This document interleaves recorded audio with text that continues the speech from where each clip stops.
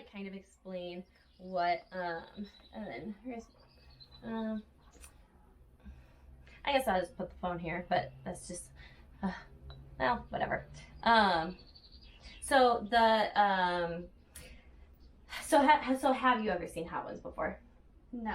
Okay, so there's a guy named Sean Evans, and he basically he interviews like celebrities and like asks them a series of questions with like each question they take a bite, or before each question they take a bite of like a spicy wing. I don't eat chicken though, so, and you know, that's how it works. But I bought their game, Truth or Dab, and there's these little spoons in there. So it just kind of like take a bite and try it. So his thing, it goes from kind of like a level 1 hot sauce all the way up to like the highest one, which that's what was in the game. And I don't like not spicy food, so we started at level 4. So it kind of goes from level 4 up into level, I think it's 12 or 13, and then 12, I think. But this from like here to like here and here, I think it's all levels. These are all level 7 hot sauce. Then this is, it's, I think level, well, the bomb is always level 8. So I think this one is either level 9 in their show, or it might also be 7. I don't know. They just always have the bomb at level 8. And then this is, or wait, no, the bomb's at level 10. I lied. So 7, and this is like, I think 9 or 10 or something. I don't know. And then this one's like right before their last one. So like these are accurate. This is hotter than normal. And then these are all kind of like, they taste like this, like I've tried them all a lot, obviously, but this one definitely seems hotter than like that one or whatever. Like that's why I wrote my numbers on permanent marker on the side, so I knew what level they whatever would go at when I ask or whatever. Okay. So how I did it before is because I mean, more people on social media and stuff are like open about being witches, but people who've been practicing for a while, there used to be something referred to as like in the broom closet, meaning like people were like outward about practicing witchcraft. And so now a lot of the people who are pretty vocal about it are still very new, like they're referred to as like baby witches. And so I had it set up so that way I could ask people who either don't like witchcraft, are afraid of witchcraft, or don't know anything about it, or have just like have no preconceived notions and like know nothing or that whatever. I wanted to kind of offer people an opportunity to ask me questions, because like I don't care, like I won't get like my feelings hurt or upset or defensive, but I also then wanted to ask people who like are not into the same practices that I am, kind of their viewpoints on like witchcraft and other things. So like I've emailed a few different priests, but like my goal, like, and I'm putting it out there, is like I really want to like do this with like a Catholic priest and like have that like open dialogue, because like I grew up Catholic and I like my priest was pretty cool, and I have no, I don't know, like people within my like church back home, I don't really go unless my mom like really wants me to go on Christmas or something, and then I'll go. But like because I was confirmed and everything, so I'm still able to practice communion and all of that. But like I had a really good relationship kind of with it. Like the things aren't so they're not so polarized, I guess, like from my experience. But I also have always believed what I believe, so they might have just like humored me a little. I don't know. I'm also like Irish Catholic, so like I'm not going to go on a tangent here. Anyway, but typically nowadays it's very polarized, and so I kind of want to like bridge that gap. But I feel like there's a whole bunch of different, like you like, well, so you're like a spiritualist, and I feel like the more I've learned about like spirit, I would say people who identify as spiritualist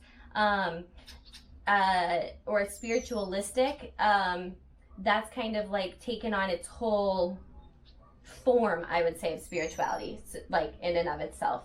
Because like I was always under the impression that like spirituality is just your spiritual belief. So it could be Catholicism, Christianity, like Buddhism, like Israel, Judaism. Like it didn't matter. That was all your spirituality. But now, when people identify as spiritual, they're not talking about any of the like traditional religions. It's kind of become its own, quite literally, new age religion. And so I am talking and losing my train of thought as I'm talking, but oh yeah, so I wanted to like because doesn't matter. I just need to go back. I wrote things down so that way I wouldn't go on tangents. Anyway, but I want to like ask questions with people who think differently, and with the guys who I did it before, we went back and forth, so it was like me ask a question, then you ask a question, but that seemed to like I don't know,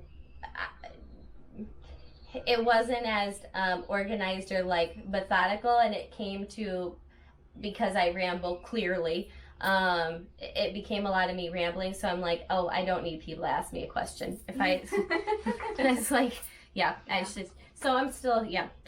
Okay, so yeah, so the first, and at any point in time, like, you have water there, whatever, there's stuff to, like, help calm the spice if you need it. Okay. And if you want to stop and then just, like, answer questions and not take any more hot sauce if it gets to a point, then that's fine, too. Yeah. Like, tap out. And you, ma'am. You look beautiful, but you're in the way. Okay. So, well, I guess she can see your face. Or, not she, the camera. Alright, so this is, like, the first one, so it's not too bad. Okay.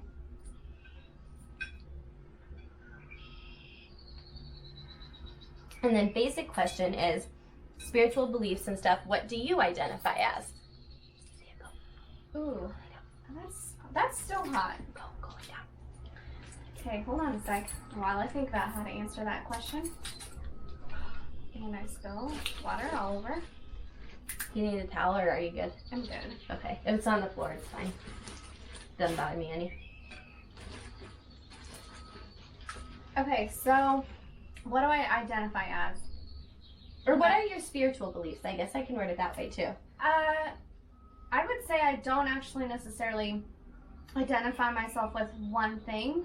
I am the kind of person that likes to compile things from all aspects and all perspectives into my own. So there's things that I do that identify with Buddhism. There's things that I identify with Hinduism. There's things like tiny bits and pieces of Christianity that, or the, you know, that area that I identify with, which is very little because I am still probably working on some resentment of Christianity, but growing up being forced to go to church when I did not want to necessarily, because I didn't feel like it was the whole truth of what they portray. But I also know that some of the practices I do is kind of witchy in nature as well. So I like to say you're like, well, paganism is a religion. Yeah. So you saying that you pick up a lot of things from different religions, that makes sense as to why you pick up things from like pagan-based religions as well. So would you say you're like kind of an eclectic spiritualist? Yeah, okay. I would say that. When I first started on like my witchcraft journey and stuff, I would say that I practiced a lot of like, I would say I practiced more of like an eclectic witch type of stuff, but then I started deep diving in like, I do blood magic, so you want to work with like your ancestral line in regards to that. So then I started doing like very like Celtic and Norse-based paganism, but beliefs, it tended to be like all kind of like, it was just like an eclectic witch kind of thing. Now I think I'm going to, doesn't matter, it's about you. Okay, so cool, so next one. And I was gonna say, if you want to break it up too, I just grabbed yours and I'm like, I have one right here. Well, that's cool. I don't know, people are weird about other people touching their food. I don't care. So I was gonna say, I might do it that way, so that way you can put on as much as you want, so that way I'm not trying to like, I don't know, I would say I'm kind of a wuss when it comes to hot sauce. Okay. But I like spicy food. Yeah. I like spicy food too, and I'm, you know, I'm kind of a wuss when it comes to hot sauce too. Like I like trying things and I like experiencing stuff, but these are all really, really good hot sauces, and like they have a lot of flavor to them. It's not just like straight spice. And when you get kind of down the line a little bit more, you'll taste that because the spice will kick in like 20 to 30 seconds afterwards. Yeah. But yeah, and that way too, like if it gets too much or whatever, you can kind of pick a different or less hot sauce too if you want. It doesn't matter. Okay. But the I lost my train of thought. There's one more thing that I was gonna say about oh yeah, but once you like eat the hot sauces enough, or you like, it's not that you overcome the spice, you'll still like feel like it'll be painful, but it kind of gets you fucked up a little bit. Like kind of like you're drunk, but you're like not drunk, wow. but like it kind of like fucks you up a little bit. So like if you kind of give into the pain, just know that like it's a little bit fun not to as well. Okay. Well, I can handle pain. I've got tattoos, so Yeah. Oh, yeah. Okay, so how long have you been, how long have you had your beliefs? My spiritual beliefs? Yeah. I would say for over like 3.5 years now. Okay. Yeah.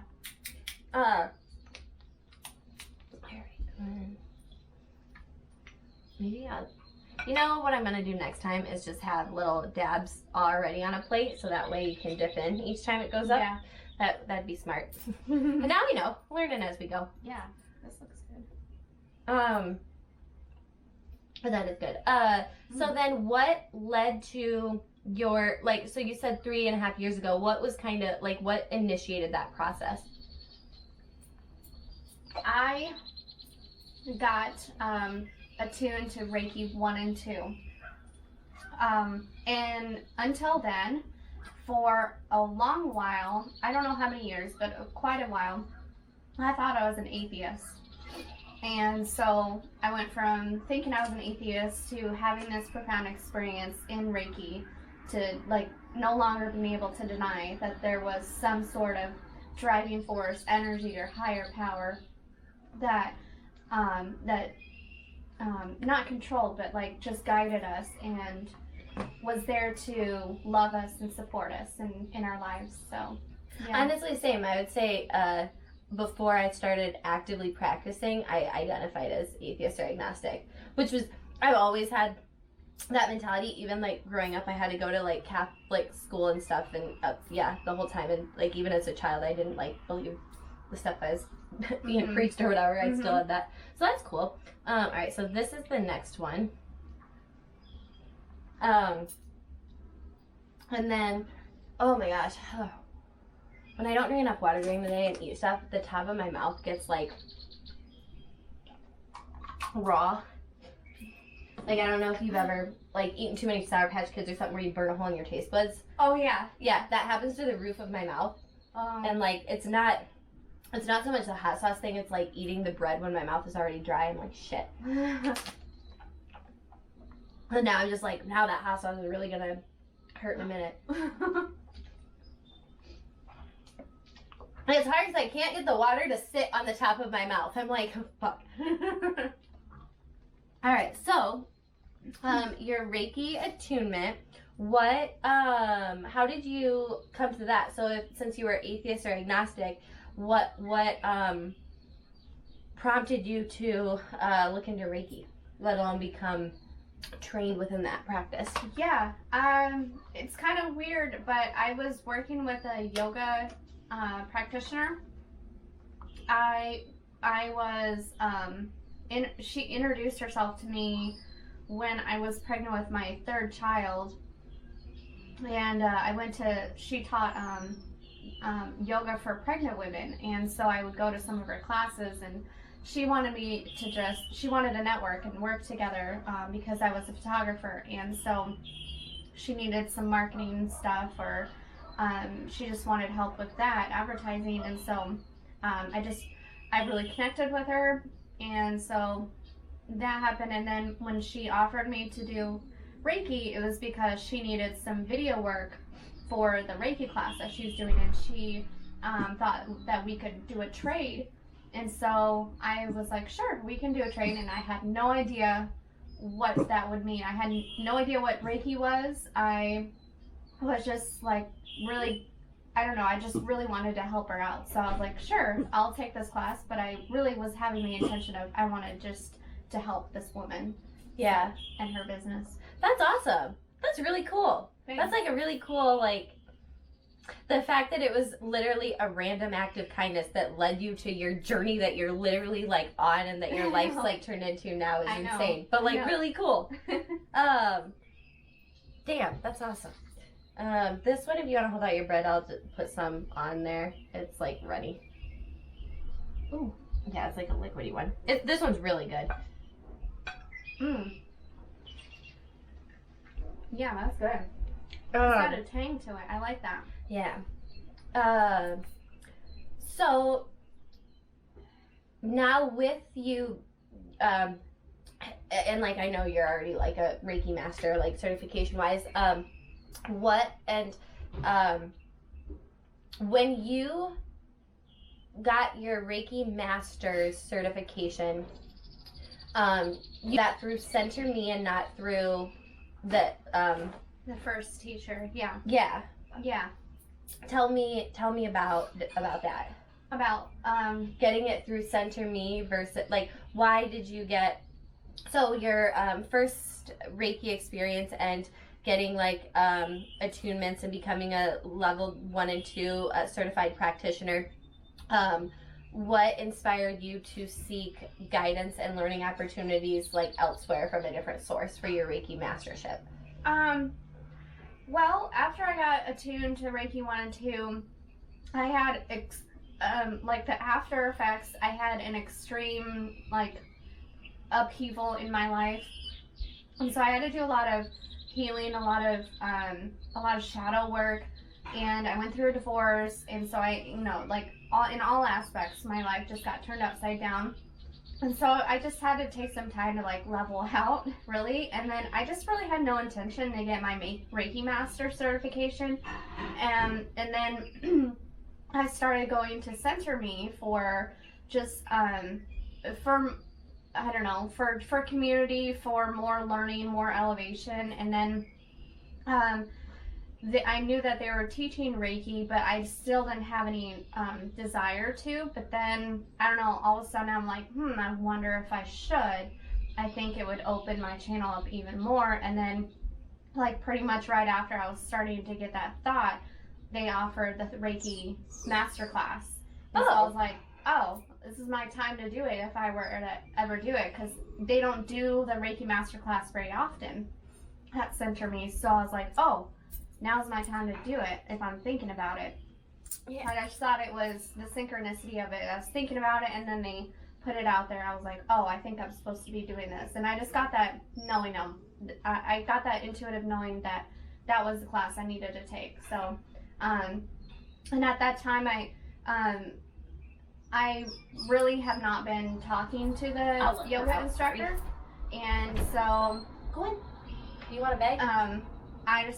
I'm not sure what she's doing. We just kind of disconnected, not for any specific reason. We just drifted apart, and so I just thought that it would be a good chance to literally met you on your journey at a moment in time, like did all that, and then it was kind of like let you kind of like be on your journey, and you let her. That's so cool. That's such a like inspiring, like cool story.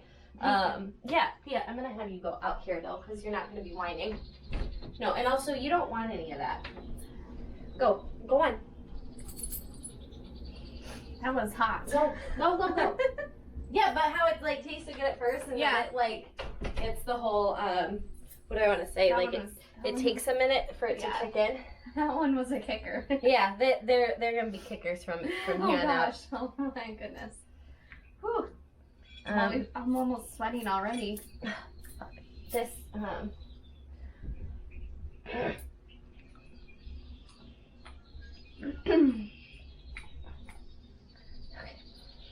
like it's numb on the top of my mouth already. Yeah. Hopefully, that's a good point. Hopefully the roof of my mouth will go numb. That way That raw feeling like I So I have to eat I have to taste all of them? You don't have to do anything you don't want to do, but I'm gonna. Because this might be my last time. That's okay. Whew. Yeah, no, it'll get there. I might wait a minute. No, you gotta do it before you answer your question. Or you can, like, tap out. So you can either, like... I'll just do a tiny... Okay. Yeah, it's always before you answer, or you can tap out, or do, like, a lesser one, I guess. I should offer that, too. I get very competitive, so when you're like, I'm always like, but I'm just like, no, that's not. I'll play the rules. It's fun, though, because when it, like, spikes your, like, when you start getting, like, sweaty or whatever, your questions become, or your answers to the questions become, like, very, like, I mean, you're not one to hold back anyway, but, like, if somebody was to, like, hold back, it like forces them. They won't hold back. They won't hold back because the like inhibitions kind of go out the window. Yeah. Oh, I can definitely tell. Like what you were saying earlier. Yeah. So. Well, it'll be fine. She'll just be whatever. Center me Reiki. Oh, so when you got your Reiki master certification, and then you kind of started on your journey. I know you've been kind of into like dream work and like analyzing dreams and like helping people through that kind of facet. Is that the right word? But what was the kind of what led you to that? To dreams? Yeah. So it's been 2 years now since I started studying dream work, and before that, I felt like I was on a plateau or like a standstill in my growth, in my spiritual growth, and I was really seeking something to help me, and I knew that like I was having a hard time finding it, and so I put a call out to the universe of like, bring something to me, because I was at this point where I really was thirsty for knowledge, and so I wanted like an outside source or like a school or a place to learn the stuff that I really wanted to learn.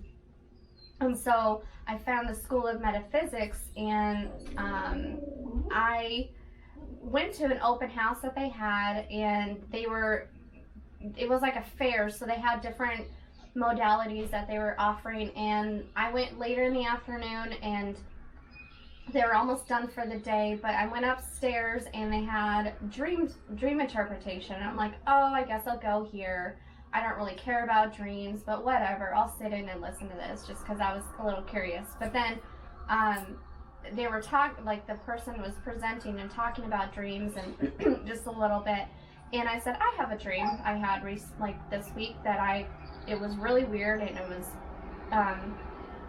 like there were things about it, I'm like, that doesn't happen in real life. But I told him this dream, and it was so profound, and like it affected me so much that I was like, whoa. The dream or their interpretation of it?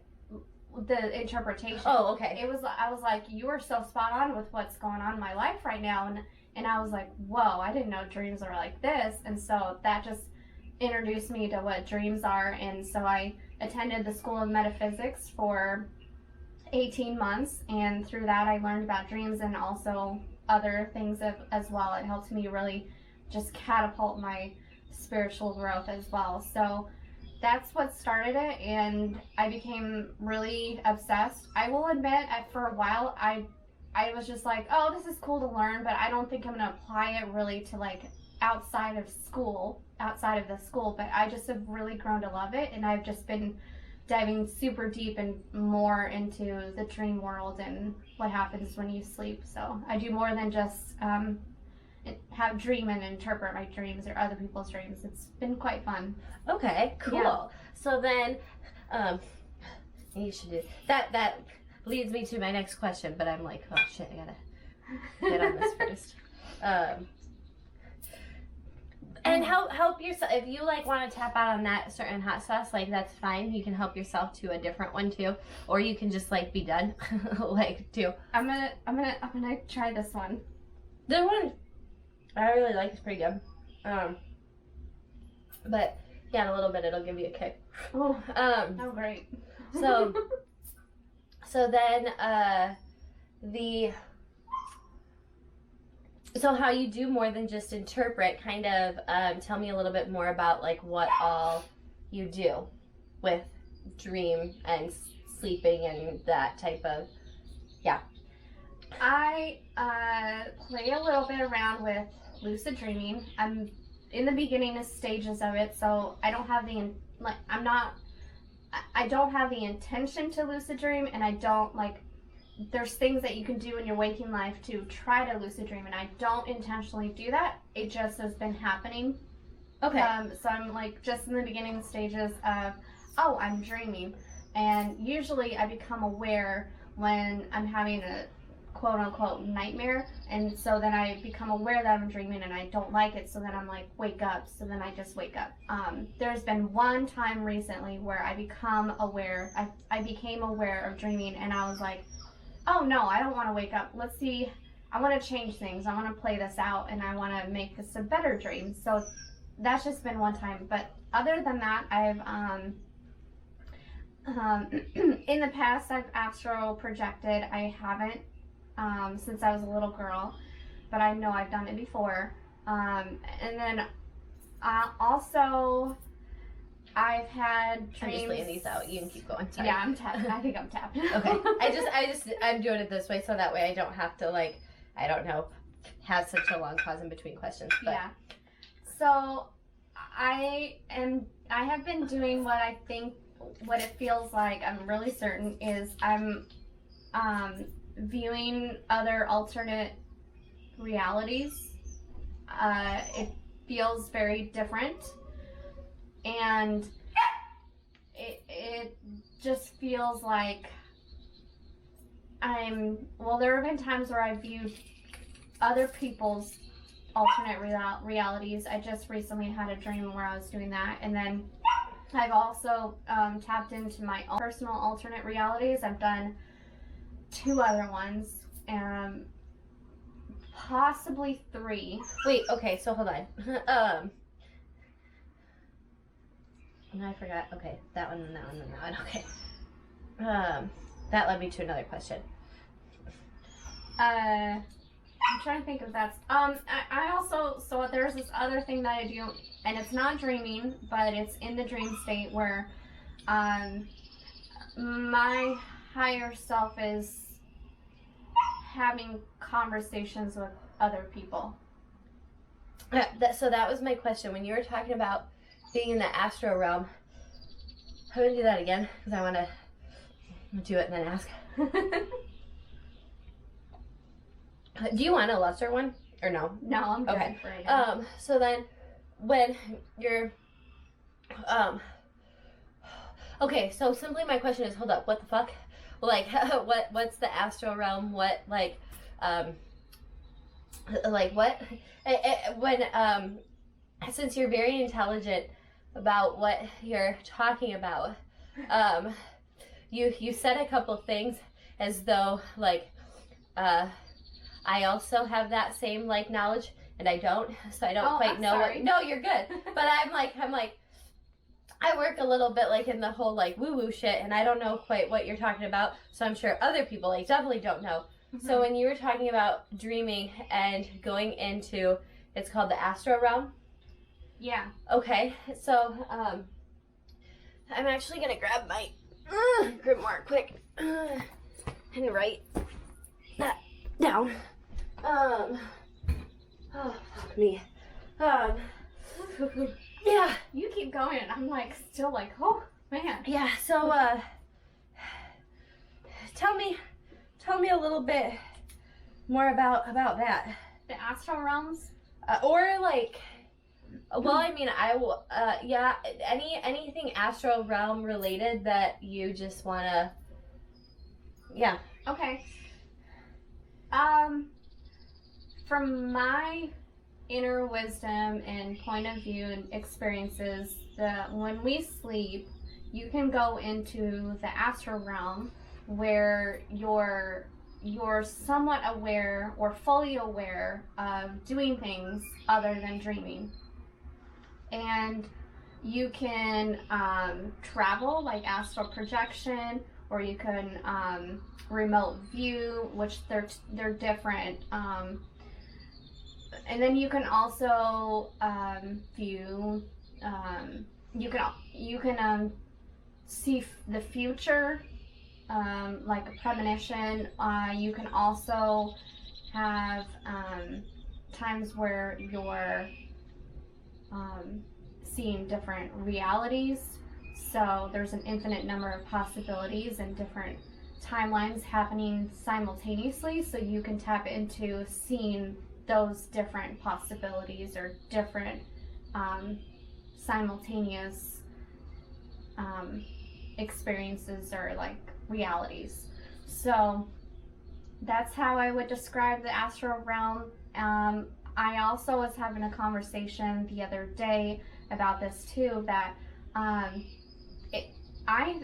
think, and like based on what research I've done, the fourth dimension dwells in the astral realm. So anytime you could possibly get attacked by entities that are not for your highest good, that happens in Oh, sorry. the I astral thought I realm. ran out of space. It was just a notification.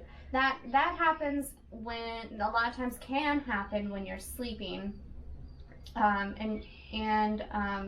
I've had psychic attacks while I was sleeping, which just kind of means like my physical body isn't being hurt, but I'm being attacked spiritually, if that makes sense. So that's the best way I can describe from personal experience what the astral realm is. And I mean, you can do a lot there. You can, it's very powerful, but yet you do need protection, and you do need to be careful and be aware of what's going on there. Oh, sorry.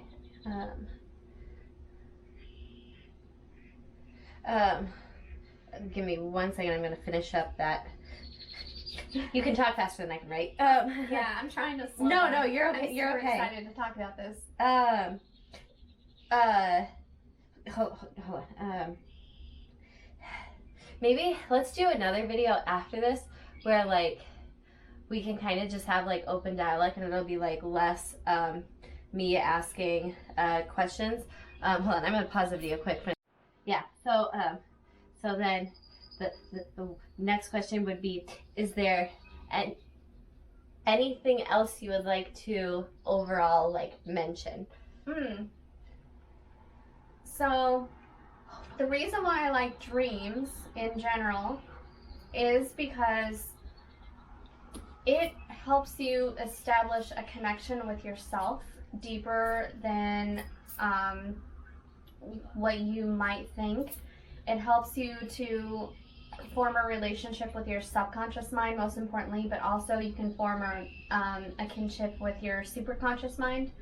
And why that is, it's important. To me, it helps live more in this reality, more elevated, more expansive, and it helps you to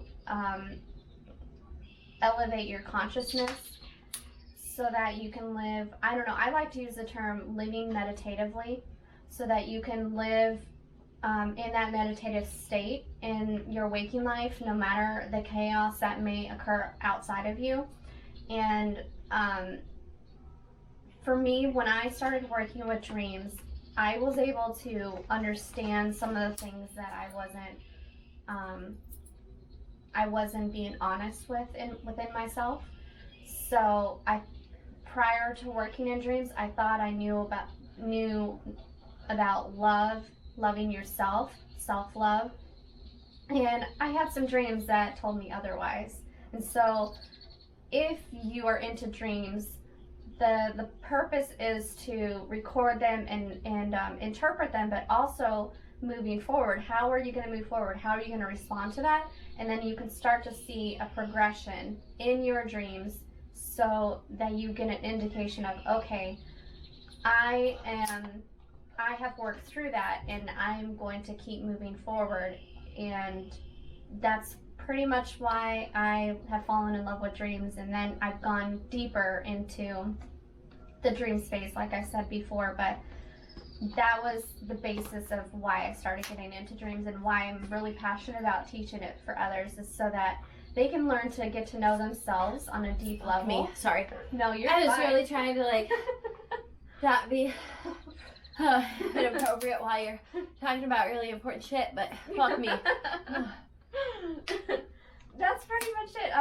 I really am passionate about telling people about dreams and why they should pay attention to them, because some people are like, oh, I don't dream. No, everybody dreams. You just don't remember them. So. Alright. And then, so then, so everyone knows we're gonna do 2 videos, so that way the second video will be like open dialect between us, since I know how. Oh yeah, you get it. Oh.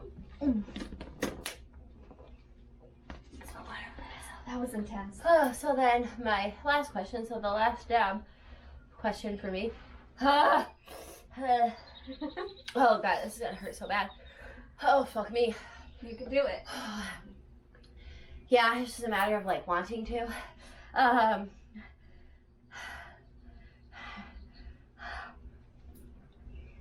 Do you have any questions for me you'd like to ask?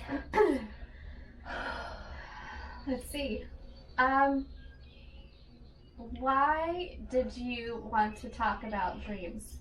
What was it about me and my knowledge in dreams, and what made you ask me to do this video with you?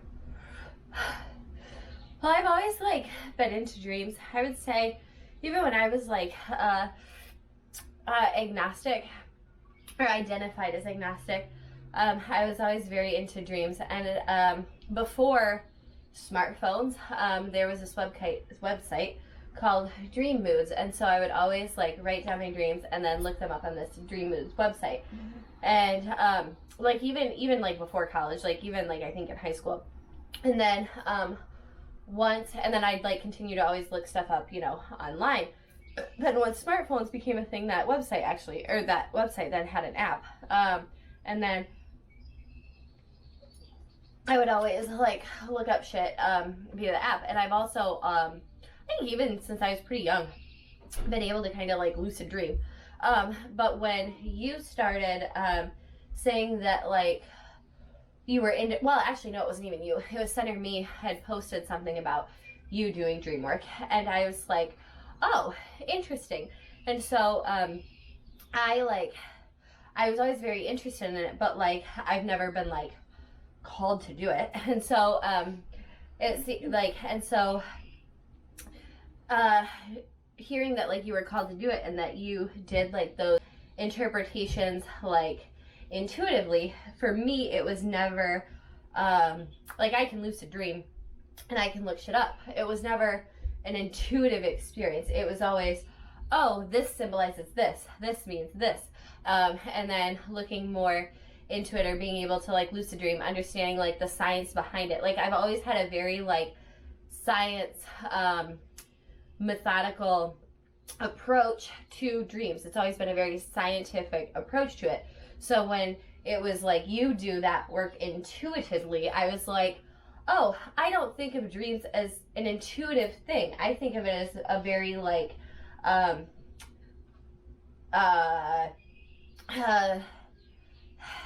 it's like another example of what goes on in our real life, and you can break that down and dissect it. Like I've always had a very, like I said, science-based approach to it. Same with like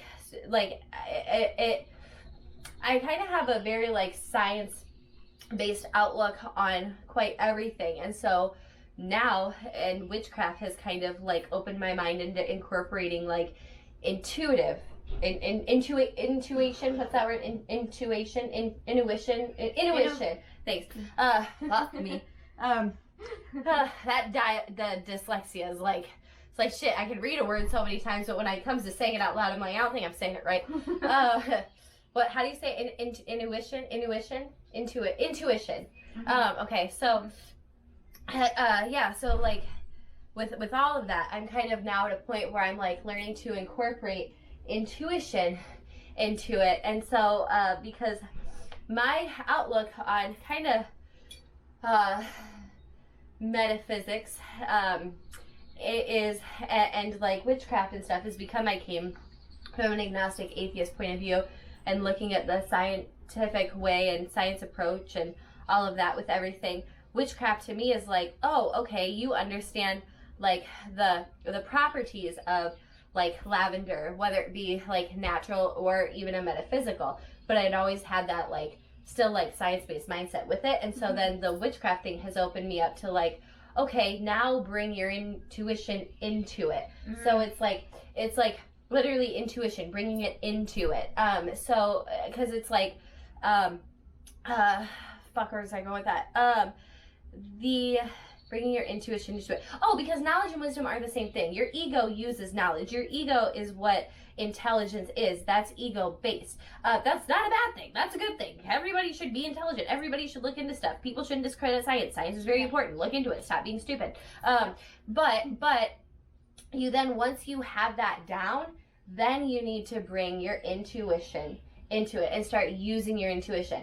That's why I kind of have a lot of I say a lot of triggering things to people who sometimes are part of the spiritual community, and I don't intend to be triggering. It's just my thought process, and the way I see it is you're supposed to learn things first on a basic level and then bring your intuition into it. But so when somebody's just like using their intuition and discrediting science, I see things as it's like kind of being done backwards, and I think subconsciously when something's done out of order, I just assume it to be wrong, and so I just saying that out loud realize why I probably say triggering things is because underlying, like when people say things in my mind, I'm just like kind of being like, you're not wrong, but you went about it wrong, and like I don't mean to have like judgment, but it's more apprehension. Yeah. But I come off very judgmental, even though I'm not judgmental. I'm just apprehensive, but I'm like apprehensive about everything. But anyway, so you getting into like the dream work stuff, and yours, why I was interested is because you are, I think, kind of like the first person who like I've met through like a spiritual medium kind of thing. Like we met through Center Me, and that's like a spiritual like place. And so because we met on a more spiritual grounds, the fact that you took dream work and you got on your path the same way that like I kind of got on mine. It's just, your path is yours, mine is mine. Mm-hmm. I was very intrigued, and it's like someone who gets it. And it was one of those things where like I knew I would respect, or respect. I knew I would respect things that you said, like regardless, and not be apprehensive. And it doesn't mean that like you're always right or like you're never wrong. It's more of like you look at things through the same lens in which I do. It's kind of like you're not like coming up with this idea and then taking all this information to like prove it to be true. You're coming up with all this information and then like having ideas because of it. You know what I mean? Like there's a big difference between like cherry picking information that like goes along with your belief system. Like that's not how that works. Like you're supposed to have get all the information, and then that should provide inspiration for your ideas, and then when you bring your intuition into it, it's whatever. And plus and then this is just me, but I think you're kind of this way too. If you're wrong about something, like you're not personally attacked by it, because it's not necessarily like your ideas aren't based on ego. Your ideas are based on information. So when you're wrong, it I'm just saying for me, for example, so if I'm wrong about something, I don't feel personally attacked, because if my ideas are coming from like information, if somebody is adding more information, then it's like, oh, then my idea then has to like take a step to the side, or it takes a step to the side, and it's like now there's more information present, and then it like can either facilitate more ideas if I was wrong. if I wasn't wrong, then it'll like further validate it. However, I'm not personally attacked if it's wrong, and I think I kind of get the same vibe from you. I'm the same way, yeah. And so like it's easy to want to it's easy to respect what you have to say because it's coming from a place of continuous learning without that like defensive protective barrier there. Because you won't feel personally attacked. I don't know if that's really like the answer. Like I kind of went about that a really roundabout way, and then was like channeling some messages like while I was trying to explain myself. Because I think like we have that effect on each other, like because it's very much through a similar lens that I like. Whenever you're around, it reframes my brain a little bit. Yeah. And so so specifically that's why I was like interested, and I think listening to what you had to say in general, but when it comes to like DreamWorks and dream analyzing and stuff like that, I don't know if I would go to anybody else because I don't know if I would initially trust them. And when it comes to subconscious stuff and like the astro realm and like the things that you're kind of talking about, like you definitely would want to have interactions with people who like you trust and like aren't really apprehensive too. Like if you're going to someone with that, you don't want that like barrier of apprehension. And since I always have it like and didn't have like I don't know, does that make sense? Yeah, that makes sense. And I appreciate you for saying all that stuff. I didn't really I've never been aware of that's what I do when it comes to like knowledge and then intuition, but like now that you say it, I'm like, yeah, that's what I do. Yeah. Well, and I mean, like I also like looked up your astrology chart, so like I was very aware that like you do that. And when I looked at your chart, it like kind of furthered that. So that would make sense that you wouldn't necessarily know it because it's just something you naturally do. It's like who that energy like influences just who you are as a person. It's not a conscious choice. So that is cool. But all right, so now I'm gonna like end the video and then we'll start another one. But is there anything you want to plug, add? Do you have any like social? I don't know. Yeah, I have. So I'm currently building and creating spiritual guidance for people who are feeling like they're lost or like they're in between worlds. And so it's my soul's calling, and so I'm working on that and a bunch of other projects where I'm going to be creating some physical things, and just for me first, and then see intuitively if I need to offer it to others. But so I guess you can follow me on Instagram. I have an apothecary that I do for fun. It's I was gonna say I'll grab a thing with your Instagram. Yes, I do an apothecary. It's called Spiritualist Apothecary. The name is in honor of a past life I had in the 1200s where I used to work with herbs, and I learned about using herbs. And then I also... Let's see, show it. That's it's lotion, and I clearly use it, so it's like, it's hard to...